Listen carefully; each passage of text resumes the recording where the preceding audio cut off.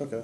So as far as contributions go, um, obviously there are so many inventions that even like inventions and first time historical occurrences. So history doesn't always talk about that. Are there any that you guys can think of on the top of your head? Garrett Morgan made like more inventions than like anyone in history. Let me even look.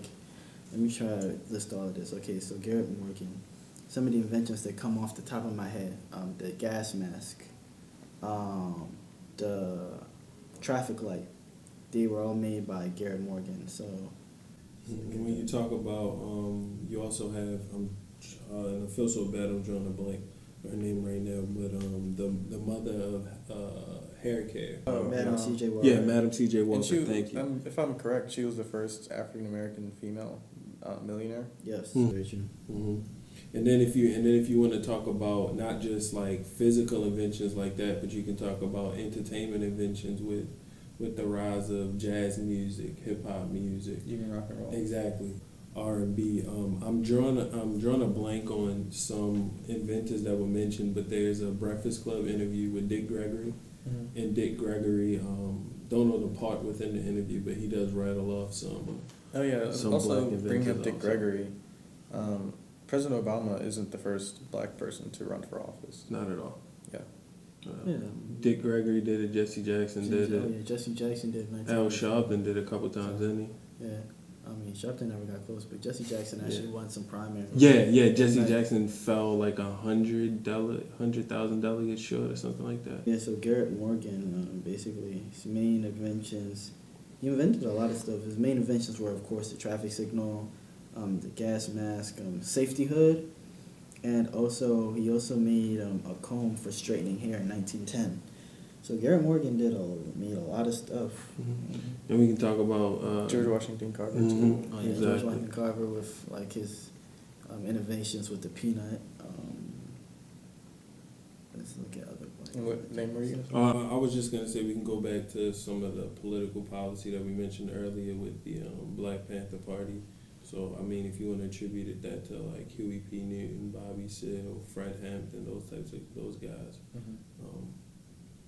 Shaka Khan, since she was a part of the movement too, you definitely want to throw your black sisters in there also, from that influence. Yeah, Benjamin Banneker making the almanac. Mm-hmm.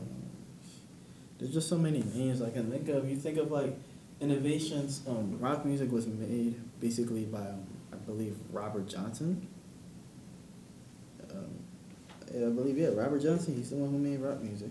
He was black. Then hip hop, rap. Of course, that came from like the 5%er movement, and so 5%ers for the creation of hip hop, rap, R&B. Basically, every popular music form out today had its roots with black people. Like, look at soul, funk. Gospel. Yeah. If you want to tie that in with like spirituals and that Mhm. kind of thing, Exactly. and that religious aspect there. Yeah, and from that, let's talk about another art form, film. Obviously, Ryan Coogler is doing a lot, and with the new Nat Turner movie coming out, it's Nate Parker. Yeah. Yeah, Nate Parker. What do you guys feel about that, or what do you know? In terms of the movie representation of Nat Turner, I'm just finally happy that we're gonna get a different view on sort of that demographic and that experience, that blacks experience in slavery. Typically, you get, or you're given the movies where, you're sort of whipped and bound and sort of castrated in that sense. And I mean, with Roots, you get Alex to sort of, Haley. thank you, No problem. Alex Haley. Alex Haley did with Roots. You get to see the development of a black family and sort of that transition through and the autobiographical and biographical aspect of that. But the Nat Turner movie is definitely going to allow you to see that there were these strong leaders, there were these strong fighters, there were these people that refused to bend and give in to the oppression and give in to the death and the hatred that was sort of surrounding them. There were people that wanted to stand their ground and fight back against it. There wasn't just the individuals like Harriet Tubman that came and, you know, rescued people in terms of like the Underground Railroad. Those are people who wanted to sort of stand right then and there and fight back in the physical sense like that. And since you mentioned Harriet Tubman, what's your view on the $20 bill? I like the fact that she's on it. I guess like a lot of people are still offended that Andrew Jackson is gonna be on the back because of the Trail of Tears and Native Americans. But the fact that there's gonna be a black person on United States currency, or rather a person of color on major United States currency, because of course they gave Sacagawea the dollar coin. coin, you know, which was good for Native Americans, but it was a limited edition. This $20 bill is gonna be everywhere. That's good. That's really good. So I really like the fact that Harriet Tubman is gonna be on the $20 bill. It's well deserved. On the $5 bill, I believe Lincoln's still gonna be on the front, and on the back it's gonna be Martin Luther King Jr., Marian Anderson, and Eleanor Roosevelt. Oh. On the $10 bill, it's still gonna have Alexander Hamilton. And on the back of the $10 bill, it's gonna have Susan B. Anthony, Sojourner Truth, Loretta Mott, and I think Elizabeth Cady Stanton, and Alice Paul. And then the $20 bill, the new face is gonna be Harriet Tubman, and then Andrew Jackson's gonna be on the back. So you look at the $5 bill of MLK and Marian Anderson. That's like a big deal. Mm-hmm. And And then with Sojourner Truth on the 10, and then of course Harriet Tubman on the 20. I mean, that's real good. That's great right there. Like, that's representation. That's really, really dope actually. Yeah. So I feel like it's kind of crazy that MLK is gonna be on currency, but because of the news of Harriet Tubman being on the 20, that kind of got overshadowed. But you now have, that's 4 well-known black people that's gonna be on currency, with MLK and Marian Anderson on the 5, Sojourner Truth on the 10, and Harriet Tubman on the 20. So we're gonna start calling them dubs, them tubs. So that's gonna be dope. And the milks. Hmm? The $5 milks. $5 milks. MLK. milk. Ah, true. Okay. And I mean that I think it's also gonna have a big impact in terms of future generations, because I don't know about you guys, but when I saw those founding fathers or past presidents or political figures on U.S. currency in general, I'm trying to figure out who they were. So I would get to Googling, researching and that kind of thing. So hopefully in the future it has that same impact when you see these new faces on the back of currency. You're trying to figure out who they are and what are they known for, why would they put that. So you get to delve a little bit deep and go back and, you know, learn some history about this, learn some history about that.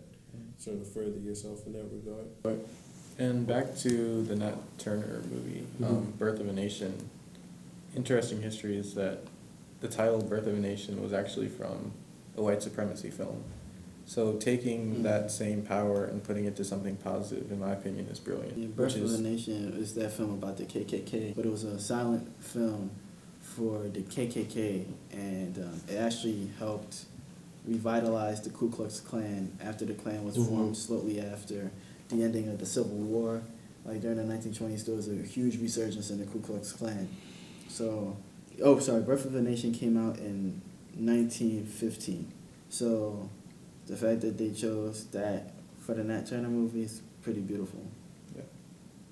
And actually a lot of, especially youth, black people that didn't know about it or didn't know the history of like different revolts and things like that, like Amistad and things like that. They're like, oh, if I was in this situation, I would have done this. If I was, in this situation, I would have fought back.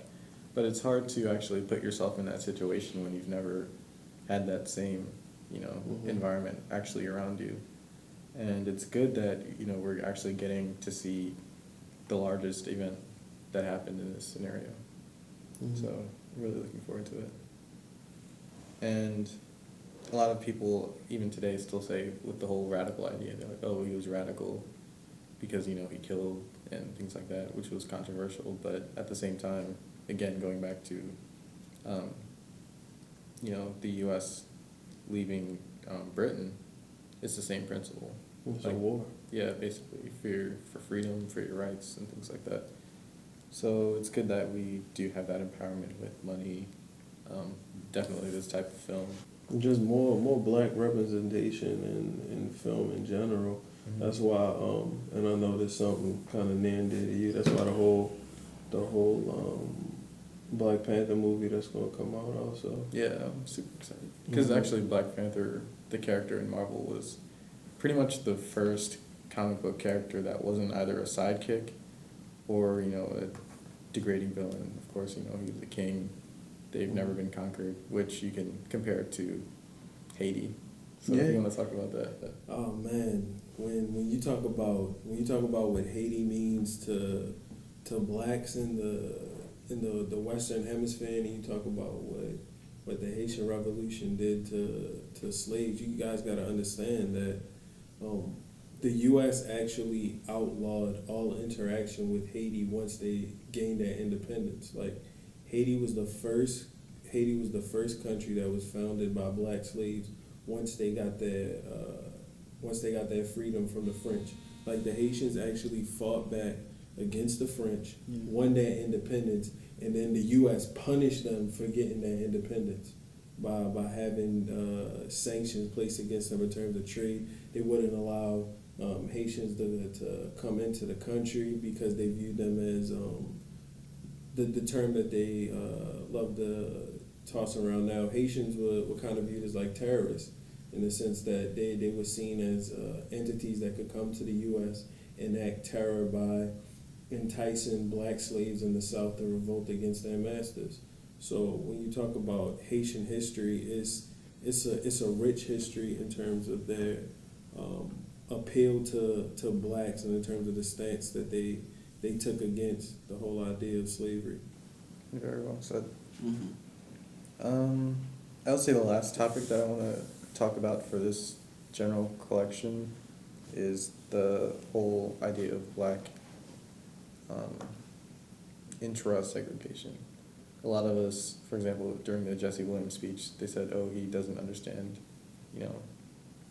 dark skin struggles because he's light skinned," and the same thing with Chris Rock's movie Good Hair and things like that, and a lot of people separate basically one side of ourselves from another, and also that goes hand in hand with the whole like foreign black people seeing African Americans in a different light than how African Americans see themselves and even see foreign black people.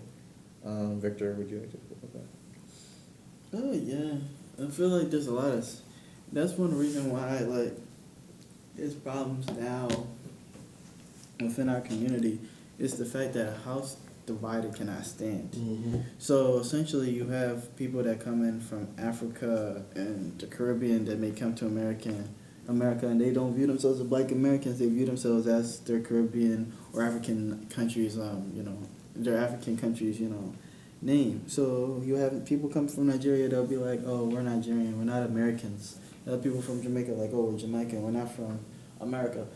But what black people need to understand everywhere is that black people everywhere, we share the same issues.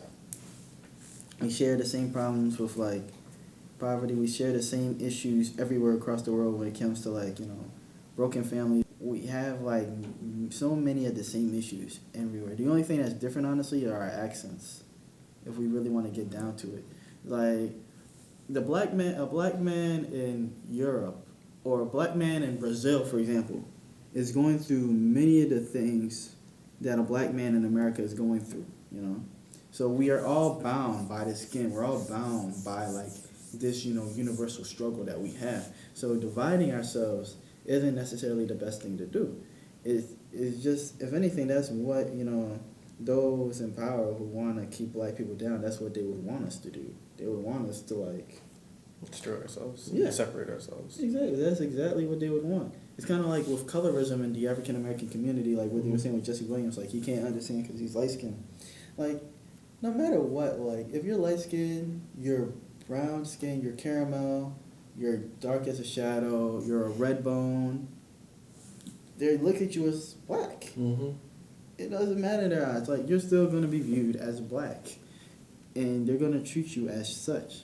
Like, The same laws that Same would have laws. applied back in the 60s. and there's even a reason for that. Once again, back during slave times, of course, there would be white slave masters that would have sex with like black women, and of course, form interracial babies. So when that happened, they actually started passing laws in this country, and one reason why like mixed people are viewed as black is because that's what the law was back then.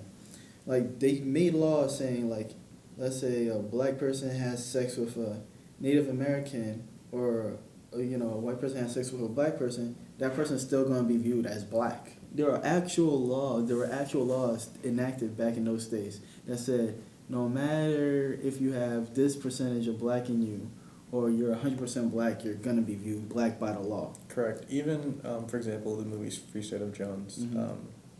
a descendant of the main character basically was termed to be 1/8 black. Mm-hmm. Now, he could identify, physically as I White guess you man. could say, yeah, phenotypically as a white male. But because he was 1/8 black, and they pulled back, the birth certificates and the Bibles and things like that, Mhm. to go off of that, he was determined to be black and could not marry his wife. Exactly. They had laws that a black man couldn't marry like a white woman, and then, but it was completely okay for like white men to like rape black women and have babies with them, like it was nothing. And then you even go even further into that, like implications when like slavery ended, with like the grandfather clause. Grandfather clause basically said if your grandfather didn't have the right to vote, you don't have the right to vote. So all the people that left, the plantations as slaves after the Civil War start trying to get voter rights, the grandfather clause is passed throughout the South. Grandfather clause says your grandfather couldn't vote, you can't vote. All these people that were descendants of slaves, well, our grandparents were slaves, they couldn't vote, so that means we can't vote. And of course, that was meant to continue on for eternity, because of course, like their future children, their future children would be like, oh, our grandfather couldn't vote even though he was free, Mm-hmm. which means we still can't vote. And of course, their children wouldn't be able to vote because their it was supposed to continue. It was basically a way to continue the enslavement of African Americans. And that's a major reason why even after the Civil War, many blacks had to go back to working on plantations even after the Civil War, still picking cotton. I just want to point out too that in the absentee black father narrative, I just want to point out that recent studies have shown that that's false. By the way, that black fathers are involved in their children's lives equally, if not more, than white counterparts, Hispanic counterparts, Latino counterparts. It's just another way of sort of perpetuating the idea that you can't amount to anything, or just furthering these negative stereotypes about the black community by saying things like black fathers aren't in any of our lives. I know when you talk about the people in this room, all of us have our fathers in our lives. All of us grew up with our fathers. So you have that in this room at least, is you're batting at 100%. But statistically, I can't remember the statistics right now. I can email you the articles, but it has been proven to be false. Same That's thing just with welfare, make-believe. too. I'm sorry, welfare. Same thing with welfare. The whole creation of the black welfare queen, and looking to degrade the black woman as being the sole sort of person that looks to get government assistance and things like that, goes back to what you were talking about before, with individuals who don't support President Obama and the things that he does for the little guy. It's that same sort of idea there also. So back to what Victor was saying, is that no matter what country you're from, if you come to America, then you are reaping the benefits of people that have died, been beaten, and have sacrificed so much for you to be where you are. Exactly. So to deny any relation to African American history is an abomination. It really is. So with that said, hope that anyone learns more about African American history. If you didn't know anything before this, then I hope you do.